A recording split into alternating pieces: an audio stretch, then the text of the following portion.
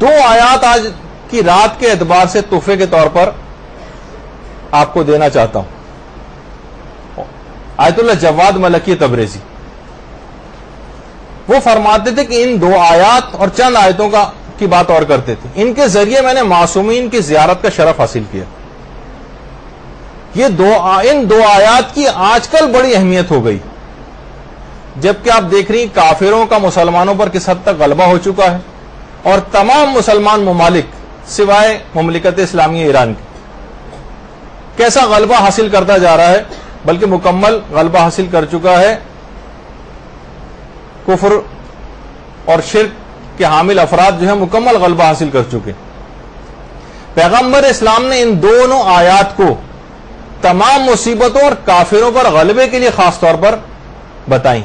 آپ چاہیں تو ان دو آیات کی اس رات کو صدق نیت سے تلاوت کر کے مسلمانوں کی تقدیر کو بدل سکتی ہیں. یہ دو آیتیں یعنی اتنی طاقت رکھتی ہیں، اور کوئی مسئلہ نہیں ہے کہ اگر واقعی کوئی صدق نیت سے ایک شخص بھی اگر ان دو آیات کو پڑھ لے تو مسلمانوں کے تمام پرابلم سالو ہو سکتے ہیں. اور وہ ہے سورہ بقرہ کی آیت نمبر 285 اور 286. آیت نمبر 285 آمن الرسول بما انزل الیہ من ربہ سے لے کر اور اس کے بعد فانصرنا علی القوم الکافرین. آیت نمبر 285 اور آیت نمبر 286 یہ آپ نوٹ کر لیجئے. آیت نمبر 285 اور 286 سورہ بقرہ. اچھا، یہ آیات پیغمبر اسلام کو شب معراج پروردگار کی طرف سے تحفے میں عنایت ہوئی تھی، اور مجموع البیان کی پہلی جلد میں بھی ہے کہ جب پیغمبر اسلام سدرۃ المنتہا پہ پہنچے تو 3 تحفے پروردگار کی طرف سے پیغمبر اسلام کو ملے: 5 وقت کی نماز، سورہ بقرہ کا آخری حصہ، اور پیغمبر کی امت کے لیے ان لوگوں کی بخشش جنہوں نے کوئی شرک نہ کیا ہو. اور باقاعدہ تفسیر ابن کثیر میں پیغمبر اسلام سے مروی روایت بھی ہے کہ خدا نے زمین و آسمان کی خلقت سے 2000 سال پہلے جو تحریر لکھی تھی وہ سورہ بقرہ کی یہ آخری آیات تھی. زمین و آسمان کی خلقت سے 2000 سال پہلے کہ سورہ بقرہ کی یہی 2 آخری آیات ہیں. اور یہ وہ آیات ہیں کہ جس گھر میں بھی یہ 3 شب بھی پڑھی جائیں صرف 3 راتوں تک، شیطان اس گھر میں پھر پھٹک نہیں سکتا.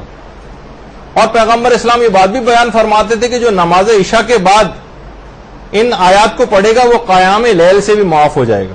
یعنی اگر وہ اس رات کو بالفرض نماز نہیں بھی پڑھ پاتا ہے تب بھی اس کو پورا ثواب مل جائے گا. باقاعدہ تفسیر صافی کی پہلی جلد کے اندر اس روایت کو لکھا گیا. اور پیغمبر اسلام یہ بات بیان فرماتے کہ یہ آخری 2 آیات قرآن بھی ہیں، دعا بھی ہیں، اور خدا کی خوشنودی بھی.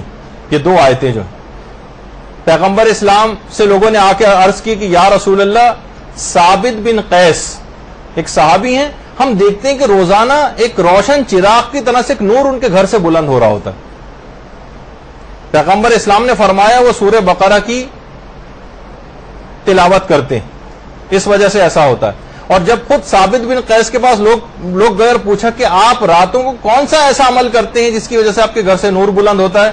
کہا میں سورہ بقرہ کی آخری آیات کی تلاوت کرتا ہوں. یہ سورہ بقرہ کی آخری آیات. چوتھے امام فرماتے ہیں کہ جو سورہ بقرہ کی ابتدائی 4 آیتیں اور آیت الکرسی ہم فیہا خالدون تک، اور سورہ بقرہ کی آخری آیات جو شخص بھی پڑھ لے گا، یہ جو بھی 2 آیتیں آپ کے سامنے، اس کی جان و مال پر کوئی آفت نہیں آئے گی، شیطان اس کے قریب نہ پھٹکے گا، اور قرآن کو کبھی فراموش نہیں کرے گا. تفسیر صافی کی پہلی جلد میں.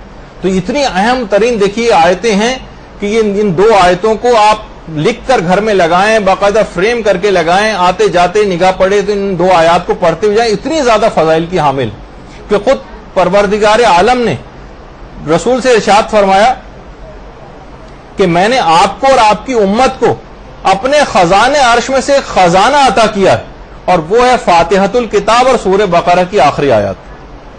یعنی یہ 2 پروردگار عالم کی طرف سے جو خزانے، ان میں سے یہ خزانے جو ہے وہ عطا ہوئے.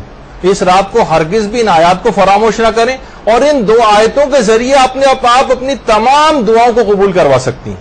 آیت نمبر 285 اور 286. برحمتك يا أرحم الراحمين وصلى الله على محمد وآله الطاهرين.